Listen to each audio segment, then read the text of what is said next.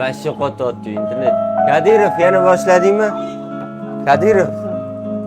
O'yin o'ynamay internet qotib yotibdi o'zi. Yo'q, o'yin o'ynamayman. O'yin o'ynaydigan sayt razработкасini qoldi. Vashshi qotib yotibdi.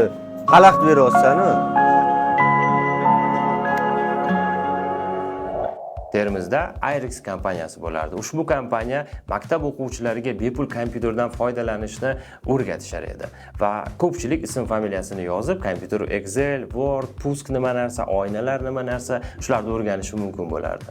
Lekin men hamma kompyuterni o'rganayotgan bir paytda o'yinlar o'ynash mumkin bo'lgan veb-sayt yaratish uchun Irixga borardim va Grigoriy degan administratordan har doim tanbeh eshitardim. Kadirov buzib qo'yasan, Kadirov trafik qolmayapti, Kadirov o'yinga kirma degan tanbehlarni ko'p eshitardim. Kadirov dev atamasi ham, brendi ham deyishimiz mumkin.